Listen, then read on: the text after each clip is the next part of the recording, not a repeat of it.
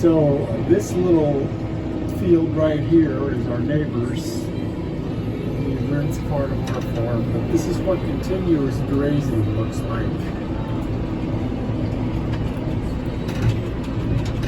So there's just hardly any grass of any length, and there's quite a few weeds. So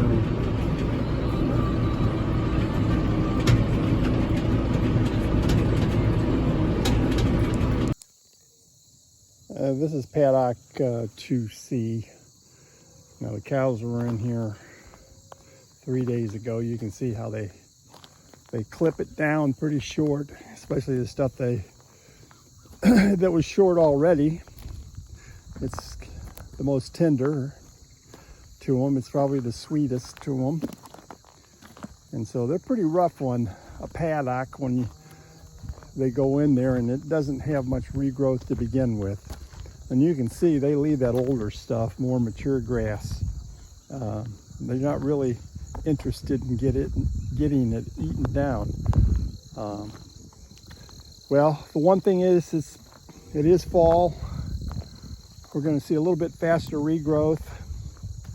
And some of this longer stuff, when winter comes and there is no regrowth, they'll start eating on it. We'll call it winter stockpile.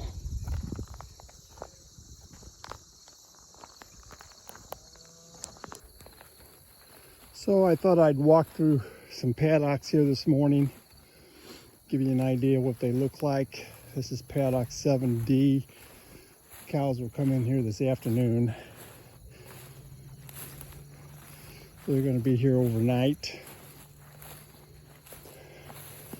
before I move them to paddock 6C. And we've got some grass in here that's, I'd say at least 12 inches. They were in here 22 days ago. This is the one they rotated out of the lake paddock into. There's the cows down there. And so we're going to walk down here to this green gate and go through to paddock 6C. So this is paddock 6C.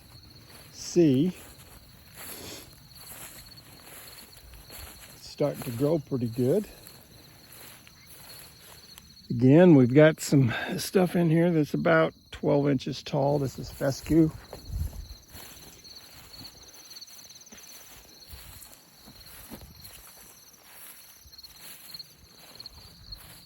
Used to have a pretty good crop of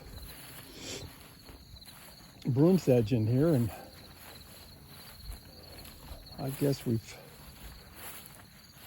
got it fertile enough to keep it down. There's a few spots over here, you'll find it.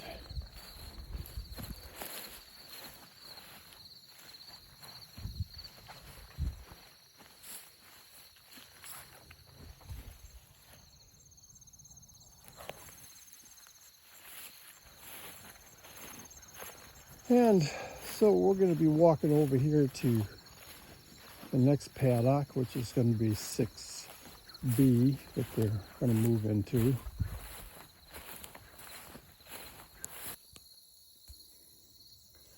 And here's a multifloral rose bush, which I've mowed over several times, so I'm going to have to get up here with some weed spray and spray this thing down. So this is still 6C, and you can see there's spots in here where they ate the grass down so short that it's really not come back yet. Most of what you see there is just a little bit of regrowth from weeds, mainly. A little bit of lespedeza in there.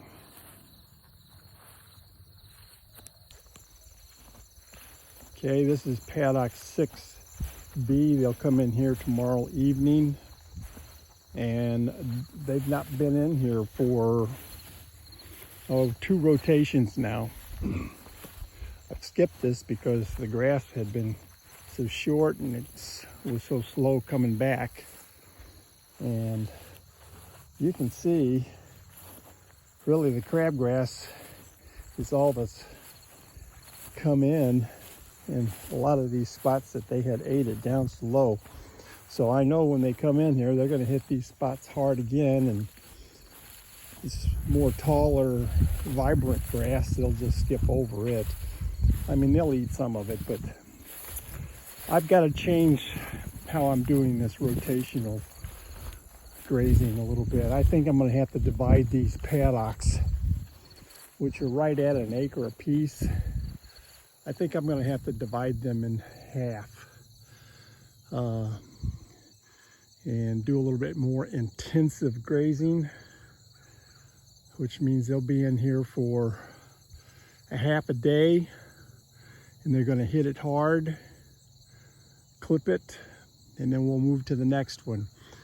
It's going to change my rotation from 30 days approximately to 60 days, which in theory should be better because we'll have longer time for the grass to grow back. There's the paddock 6 water station. It serves 4 paddocks. And as I was saying earlier, if we divide these paddocks in halves, which will be a half acre to a paddock approximately, it'll serve 8 paddocks. I'll just have to add some posts and wire, and actually I want to redo these posts anyway. So if I go to 6 paddock rotation, I'm going to put in 2 3/8 steel posts, pipe posts, drive them, and then I sleeve it with PVC for an insulator. But this paddock 6A, they were in here, about 23, 24 days ago. So again, they hit this stuff pretty hard in spots, and it just doesn't come back quick enough. So